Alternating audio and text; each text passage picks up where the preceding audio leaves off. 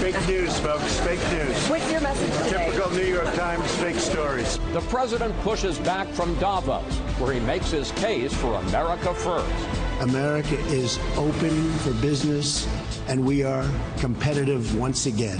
But America first does not mean America alone. We'll get a preview of the president's plans for year 2 from White House Director of Legislative Affairs, Mark Short.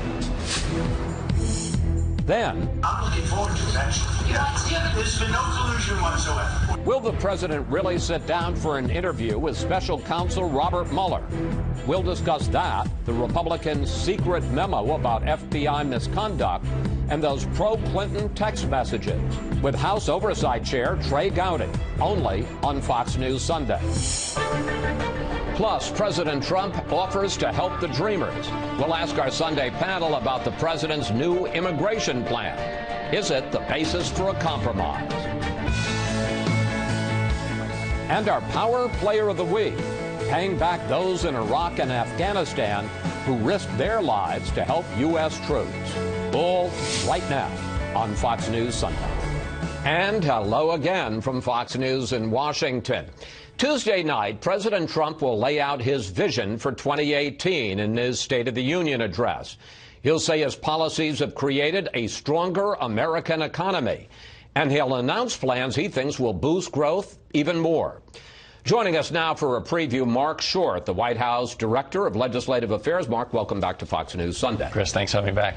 What is the major theme of the President's State of the Union address Tuesday night? What's going to be the headline? What are the 2 or 3 major priorities? I think the President's going to talk about how America's back. He's going to talk about where we are today as far as growing an economy that now is growing at 3% clip over the last 3 quarters, an economy that now has the lowest unemployment rate in 17 years, an economy that has the lowest unemployment rate among African Americans and Hispanic Americans in the history of collecting data that's broken out demographically that way. I think you're going to talk about the fact that America is open for business. And the president's also going to make an appeal to Democrats, to make an appeal to say we need to rebuild our country, and to make an appeal that to do infrastructure, we need to do it in a bipartisan way. And he'll also talk about America's strength, the fact that we are continuing to wipe out ISIS, but that we have growing threats, such as North Korea. And one of our concerns, Chris, is that we have these dramatic threats on the global scene, yet where we are in Congress is we still can't even pass a spending bill that funds our military, because Democrats are continuing to hold the military hostage to pursue other agenda. And he will ask that it's time that we rebuild our military to keep America strong. I'm not saying that it's all his fault, but you talk about reaching out to Democrats and a push for bipartisanship when he sends out tweets about crying Chuck Schumer and he bashes Nancy Pelosi. Is that the best way to do that? Well, look at just this week, Chris. I think that the president made an enormous appeal and showed enormous leadership in putting forward a plan to resolve the DACA situation, an issue that has plagued our country for decades. And yet the outcry from Democrats, when he went, I think, further than many people thought he would in providing not just permanent residence, but also a pathway to citizenship for roughly 1.8 million of people who have been living in this country. And yet, so far, Democrats have continued to cry that they don't want to solve the problem. We're anxious to solve the problem. The question is, do Democrats, will Chuck Schumer and Nancy Pelosi show the same leadership and protect their constituency from their radical left-wing base, or they can continue to play politics with this issue? You know, let's drill down on immigration. It's actually the first question I was going to ask you about. Let's put up the president's framework that was announced this week. A path to citizenship, as you said, for 1.8 million people eligible for Dreamer status, $25 billion for a wall, limiting chain migration to nuclear families. In other words, Dreamers can't sponsor their parents, and an end to the visa lottery. The blowback was fierce from both sides. That plan is a campaign to make America white again. He may be able to roll over the never-Trumpers, but if he continues down this line, former Trumpers is going to be a much more difficult category for him.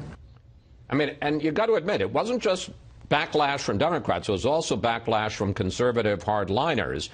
What makes you think you can get a deal through Congress on all of this? It's a big, ambitious plan before the DACA deadline expires in March. Or do you think because the court has blocked the rescission of DACA that you have more time than just March?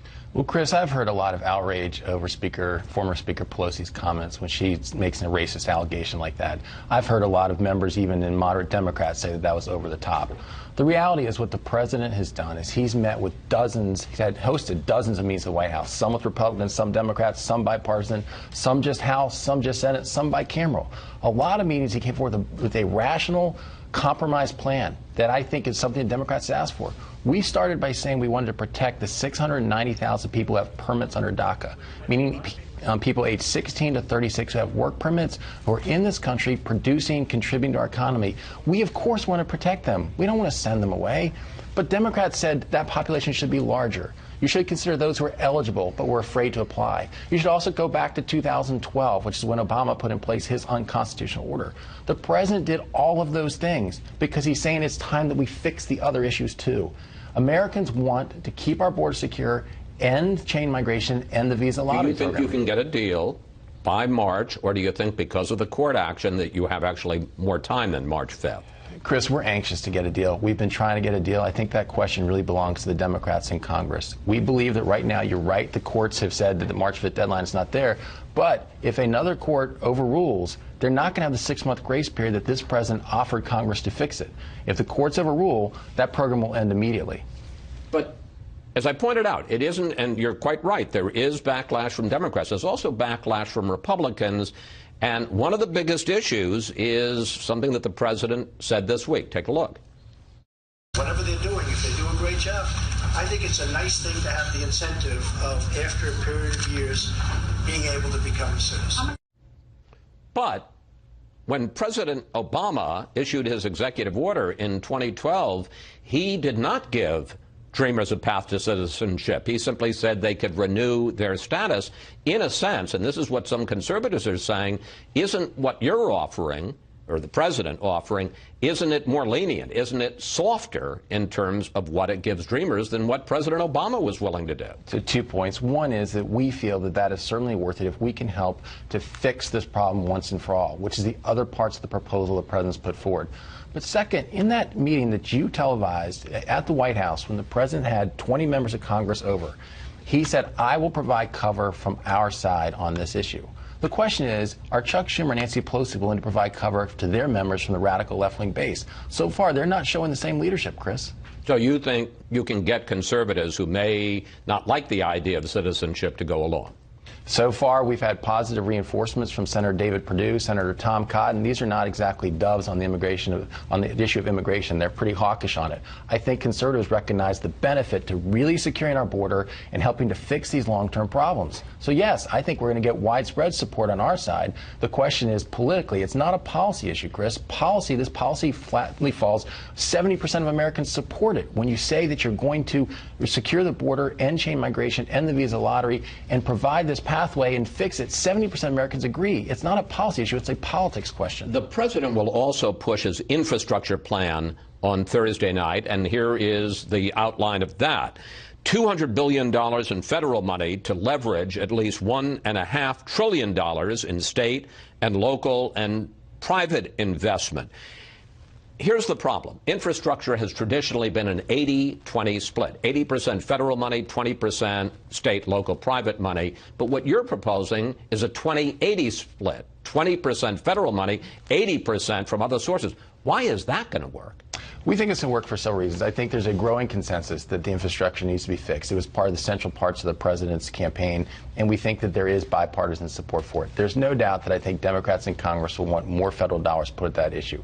But we also have to recognize, Chris, that we have a significant debt problem in our country, and so it can't just be all federal largesse that pays for this. So a partnership is what makes sense. The other thing the administration has pledged to do is to continue to roll back the regulatory constraints that I think has also limited some of the private investment. When you do that, there'll be additional private investment coming in to make these projects real. I want to pick up on that because there was a report this weekend that the White House wants to scale back, when you say regulations, environmental regulations, and critics say the effect is that in order to get these projects going, you would gut the Clean Air Act and the Clean Water Act.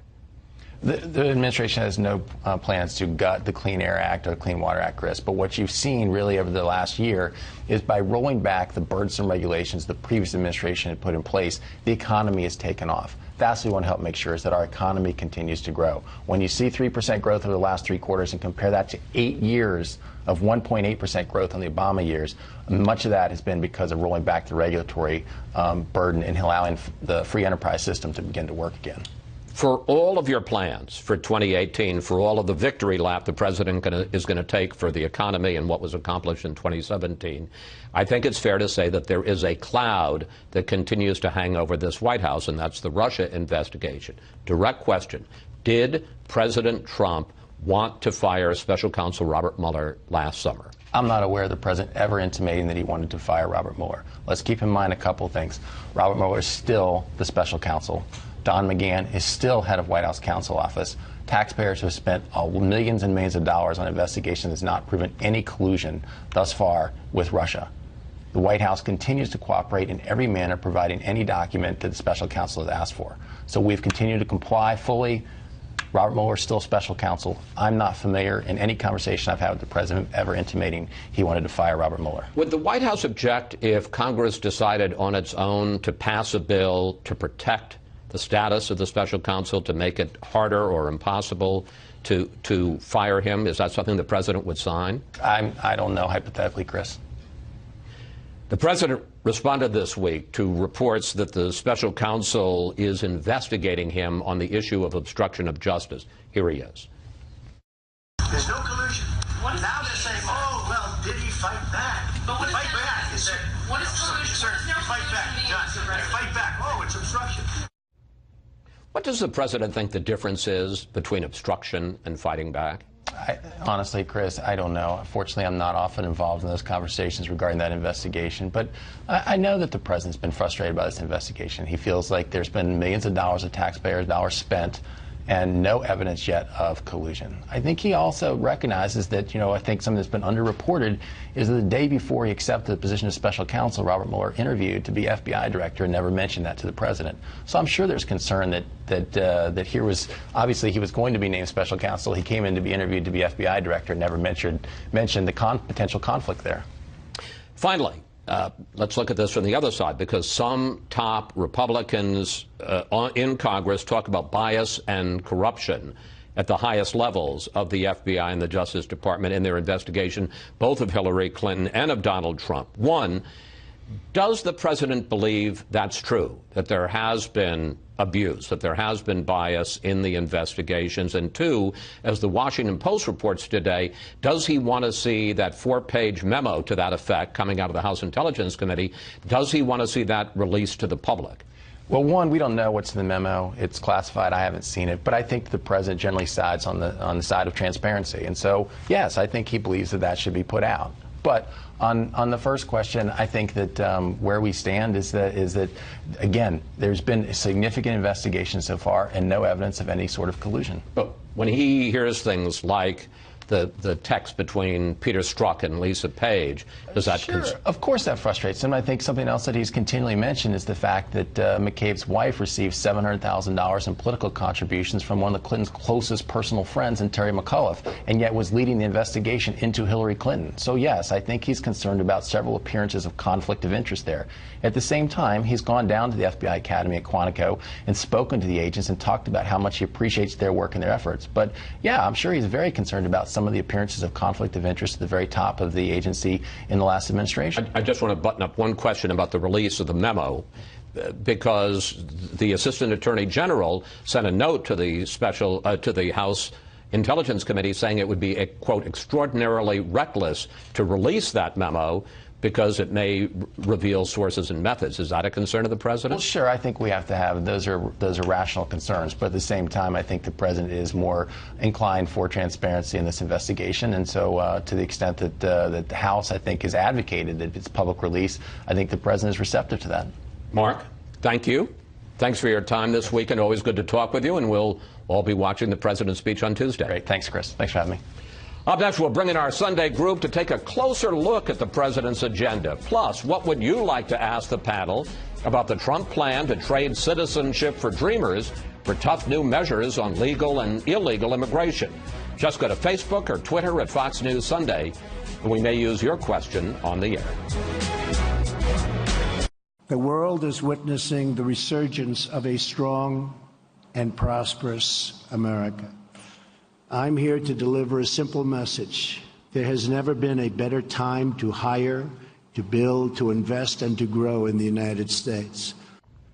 President Trump at the World Economic Forum in Switzerland this week, telling leaders America is open for business. And it's time now for our Sunday group, GOP strategist Karl Rove, columnist for The Hill, Juan Williams, Catherine Lucy, who covers the White House for the Associated Press, and former Republican Congressman Jason Chaffetz. Well, Catherine, you were on the Davos trip with the president. How was he received there, and how much are they counting on this strong economic recovery, the good numbers from 2017 continuing into 2018, to help Republicans in the 2018 midterms? Yeah, so the big question going into the trip was the America First president versus the Davos globalists, and he was quite cordially received. You know, he had a reception, he held a dinner with business leaders, his speech got a polite response, and the president clearly was there to bring his economic message, as you said, and kind of take a victory lap. He talked about the booming economy, he talked about tax cuts, he talked about regulation changes. And I think this clearly is going to be part of his pitch on Tuesday in the State of the Union, and something Republicans are going to try and emphasize, over the coming months. Karl, let's pick up on that. When you hear what we just heard from Mark Short about what the president is going to say in his State of the Union speech, that he's going to take a victory lap for strong economic numbers, he's going to talk about infrastructure and creating jobs, he's going to talk about immigration reform. How strong a message for this year, and how strong a message for Republicans to run on in November? Well, it depends on how much he says and what he says on Tuesday night, but it also depends on what he does in the months following that. First of all, I think he's got to be very careful about appearing to be too self-congratulatory. This is a moment to compliment the American people and to compliment the Congress for their cooperation with him on tax reform and regulatory relief. But this is a moment where he can reset, but the reset depends upon him following through in the weeks and months ahead. He needs to make the case, and the case can be made, that people are going to feel this tax cut. They're beginning to in their own lives, but in February, when the withholding tables kick in and everybody gets a bigger paycheck, that's going to be the moment where he needs to be driving home. Not only is it affecting you in that way, but it's affecting you in the money that is being pumped into the American economy by American businesses to build new plants and equipment, to refurbish their stores, to create and build and buy new things that are going to require at the end of the line somebody in a factory, somebody in a farm, somebody in a ranch to create whatever it is they need. So I'm saying the key isn't how he's going to do on Tuesday night, it's how he's going to do on Wednesday and Thursday. Sure. Because he did great in his speech to Congress last February, but then he got back into tweets and needless arguments right afterwards. And look, this is also the moment of optimism. Look, people are starting to feel optimistic about the economy. This is the moment to strike that note of optimism that he missed in his inaugural address when he talked about that dark and gloomy place called America. Your boss didn't like that speech, Bush 43. We ask you for questions, the panel, and we got this on Facebook from Al Drennan on the president's new framework for immigration. Al writes, "It seems as though the president is going against many in his own party to extend the olive branch to appease Democrats and strike a deal. How is it possible for all Democrats in the House and Senate to not be jumping all over this proposal?" Congressman Chaffetz, how do you answer, Al, and the concern from some conservatives that the president is giving away too much to the Dreamers when he gives them a path to citizenship, which is, again, more than Barack Obama did? Yeah, viva Trump. I mean, I think a lot of people are very surprised, particularly in conservative circles, that he added the component that allows a pathway to citizenship. I don't like that component, but it really puts the Democrats in a box. And for Nancy Pelosi to go out and try to claim that this is some sort of racist plan, I don't know that the Democrats can actually say yes to anything. And this is something they're really going to have to contemplate. And when you have people like Senator Perdue, as Mark Short pointed out, and you have Senator Cotton in particular saying this is a good, solid framework. Yeah, we should just point out 2 Republican, really strong hardliners on immigration issues. Yeah, no, it puts the ball squarely back in the Democrats' court, and we're going to see if they're going to be able to pass it out of the Senate. I don't know that it could pass in the House quite as smoothly, but if all the Democrats get behind it in the House, then I think there are enough in the House on the Republican side of the aisle that they could actually pass this. On the other hand, you talk about the Democrats. They're saying that the president is caving to the right wing of his party. Take a look. The White House, unfortunately, has proven unreliable and wildly unpredictable. Within a course of hours, they say different things. Every time the president moves forward on one thing, his staff pulls him back and undoes what he said. But one isn't citizenship for 2 million, not only Dreamers, but people eligible for Dreamer status who hadn't signed up yet. Isn't that a huge concession? Yeah, I mean, that would be terrific. I mean, the first point to say is it's run into opposition, as you pointed out in your interview with Mark Short, from people like Ted Cruz, the senator, who is a hardliner, said, gosh, DACA didn't have a pathway to citizenship. Then you have right-wing media like Breitbart calling the president Amnesty Don, Heritage saying this is a non-starter. Why are they saying this, Chris? Because in addition to providing this pathway, he goes after legal immigration, severe cuts in terms of legal immigration, attacks the idea of a diversity lottery, says that's wrong, so he therefore is also opposed to family reunification, which had been the premise for our immigration policies in the past. And when you think about this, this is not comprehensive reform. This is not dealing with the 11 million that are already here. So this is the president's presentation at a moment when the Democrats are saying $25 billion, you just got a huge tax cut, now you want $25 billion for a wall that essentially is symbolic. So are you saying that Democrats, I mean, on the other hand, 2 million people in this country illegal, and even the Dreamers, as sympathetic as they are in the country illegally, you're saying Democrats shouldn't jump on this deal? I don't think. Why would you jump? Look, the president set a phony deadline, this March thing, right? He's the one that tried to undo DACA. He said this is going to be a bargaining chip. In exchange for this, I'm going to demand concessions. I want my wall. Okay. The Democrats are willing to give added money for security on the border. The thing is, are you willing to give $25 billion? Are you willing not to address comprehensive immigration? Meanwhile, the real pressure, and the president has said this, he's going to have to take heat from his right, from the conservative media, from Heritage, and from the Freedom Caucus in the House. Will Paul Ryan even call this? Because I think, to your point, if Paul Ryan called it, he has enough votes from Democrats to get it passed. They could potentially get it passed, but the reason I think the Democrats are fighting so hard against the wall is the wall will actually work.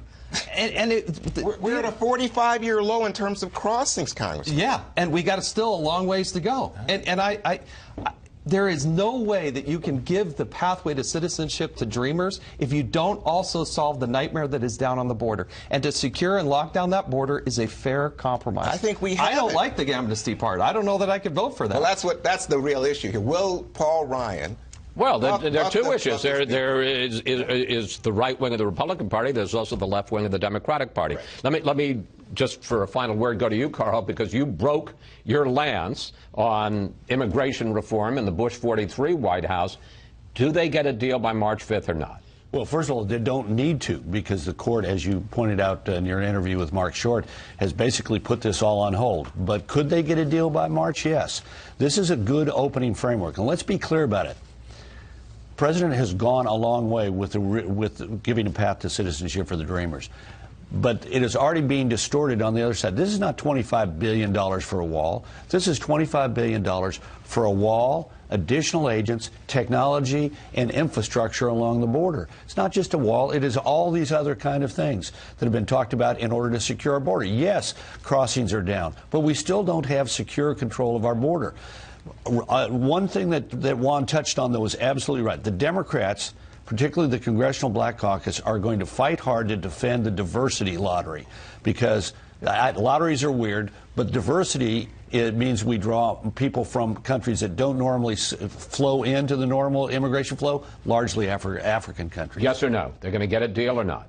I think this all depends upon the goodwill of people on both sides The president doesn't help by tweeting about Schumer, but Schumer doesn't help by going to the floor. And Nancy Pelosi's comment was so over the top. I'm for immigration reform. I am in favor of robust immigration. But everybody who's adult ought to start acting like an adult in this conversation. Well, that sounds like a definite no to me. Goodwill. If we're depending on goodwill, we're in real trouble. Panel, have to take a break here. We'll see you a little later. Up next, President Trump dismisses reports he wanted to fire Special Counsel Robert Mueller. And has the FBI tried to protect Hillary Clinton and get Donald Trump? House Oversight Committee Chair Trey Gowdy joins us next.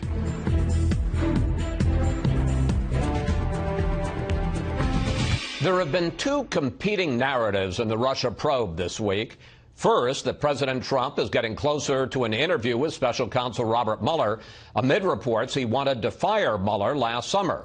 And second, that the FBI has been biased all along for Hillary Clinton and against Donald Trump. Joining me now from Greenville, South Carolina, Congressman Trey Gowdy, House Oversight Chair and a member of the House Intelligence Committee. Congressman, we'll get to your concerns about the FBI and the Department of Justice in a moment, but let me begin first with this. Do you still trust, after all you've heard, do you still trust Special Counsel Robert Mueller to conduct a fair and unbiased investigation? 100%, particularly if he's given the time, the resources, and the independence to do his job. Chris, he didn't apply for the job. He's where he is because we have an attorney general who had to recuse himself. So Mueller didn't raise his hand and say, hey, pick me. We as a country asked him to do this. And by the way, he's got there are two components to his jurisdiction. There is a criminal component, but there's also a counterintelligence component that no one ever talks about because it's not sexy and interesting. But he's also going to tell us definitively what Russia tried to do in 2016. So the last time you and I were together, I told my Republican colleagues, leave him the hell alone, and that's still my advice. President Trump said this week that he wants to sit down with Mueller and conduct an interview. Here's the president. Are you going to talk to Mueller? I'm looking forward to it, actually. Do you have a date session? I don't know. No, I guess they're talking about 2 or 3 weeks, but I would love to do it. Would you do it? But, you know, again, I have to say, subject to my lawyers and all of that, but I would love to do it. As a practical matter, does the president have any choice? Doesn't he really, in effect, have to sit down with the special counsel for an interview? And let me ask you this as a former federal prosecutor. When he does that interview, how dangerous is that legally for the president? Well, I don't know what he's going to say, and I don't know what he knows, so I can't address how dangerous it is. If there's no collusion and if there's no obstruction of justice, there's not much danger. There are two aspects to this, Chris. There's the legal aspect, and the former prosecutor in me wants him to testify because he is uniquely well situated to answer certain questions. The conversations between he and Comey, there are only 2 people in those conversations. We've already heard Director Comey's side of it. If there's another side, we need to hear it. That's the legal part. So I want him to testify from a legal standpoint, but let's don't kid ourselves. There is a political component to it. Twice now, over 50 of my House Democrat colleagues have voted to move forward with impeachment. Twice, before he's answered a single solitary question from Bob Mueller. Over 50 twice have said he should be impeached, and that's without answering a single question. Adam Schiff, who's the ranking member on the Intelligence Committee, said he had evidence of collusion before we even began the investigation. So the politics of it is, I don't think he's got a fair jury. I do think he has a fair investigator. I think he's got a fair prosecutor in Bob Mueller, but he doesn't have a fair jury, and he's going to have to decide whether the legal part outweighs the political part. The House Intelligence Committee is expected to vote this week on whether to release that 4-page memo that you had a big hand in writing that alleges abuse and bias inside the FBI and the Justice Department. As I discussed with Mark Short, the Washington Post reports today the president wants to have the memo released. Do you agree with that? I do. I'm sorry that we're to this point. This memo is nothing but the distilling, the reducing of thousands of pages of documents provided to us by the Department and the Bureau. So there's nothing in this memo that the Department is not already aware of. If you think your viewers want to know whether or not the dossier was used in court proceedings, whether or not it was vetted before it was used, whether or not it's ever been vetted, if you are interested in who paid for the dossier, if you're interested in Christopher Steele's relationship with Hillary Clinton and the Democrat National Committee, then yes, you'll want the memo to come out. If you're Adam Schiff, who is consistently wrong when it comes to issues of disclosure, he didn't want us to find out any of this information, Chris. He fought. In fact, GPS went to court. Fusion GPS went to court to keep us from finding out that the Democrats paid for the dossier. So if you're Adam Schiff, of course you don't want the information to come out. You didn't want us to find it in the first place. This memo answers what I think are really legitimate questions, and I do think the FBI should look at it before it is released, and I have provided that counsel to Chairman Nunes, and I think that he has taken that under advisement. So I want to play face-up poker. I want the Bureau to know everything that's in the memo. I think you'll be surprised. It is not a hit piece on the Department and the FBI. I would not have participated in it if that's what it was. Let me pick up on this, because the reports are, and you've kind of indicated that in your answer, that the memo centers on this question of the FISA application, the Department of Justice FBI application in 2016 for a warrant to conduct electronic surveillance against this fella, then Trump campaign manager Carter Page.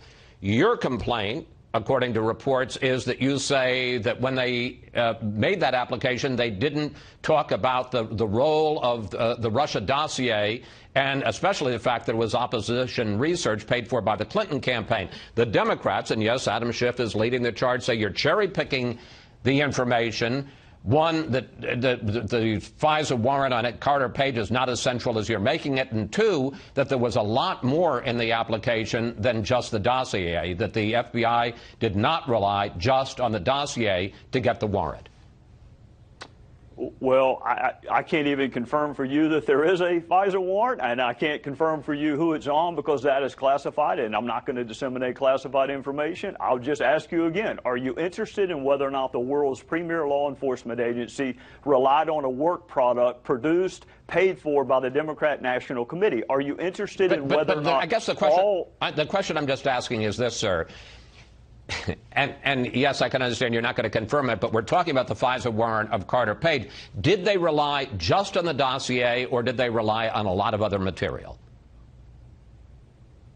Well, for me to answer that question is confirmation that there is one. Let me ask you this, Chris. If they relied on it half, is that significant enough for the American people to know? If they relied on it at all, do you want to know that? If you're the judge, do you want to know if a third of what you're providing to the court was paid for by a political opponent? So whether it was relied upon 80% or 20%, do you want to know that the Democrat National Committee paid for material that was never vetted, that was included in a court proceeding? Do you want to know whether or not the primary source in these court proceedings had a bias against one candidate? Do you want to know whether or not he said he'd do anything to keep that candidate from becoming elected president? I want to, and I don't mean to interrupt, sir, but I got two more questions I want to get to, and we're running out of time, because I want to address those texts between Lisa Page and Peter Strzok, who were two key figures in both the Clinton and Trump investigations. In February of 2016, during the Clinton email probe,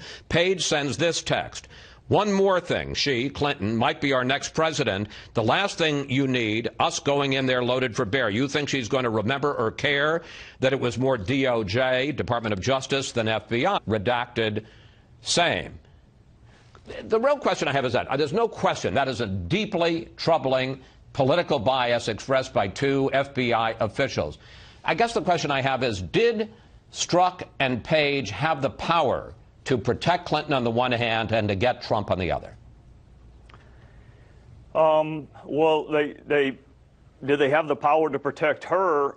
The decision not to charge her was made before she was ever interviewed. How would you like that deal, Chris? I mean, I like that deal, but I guess the question is, was that just Peter Strzok, or was that a lot of other people who weren't party to these clearly biased and outrageous texts?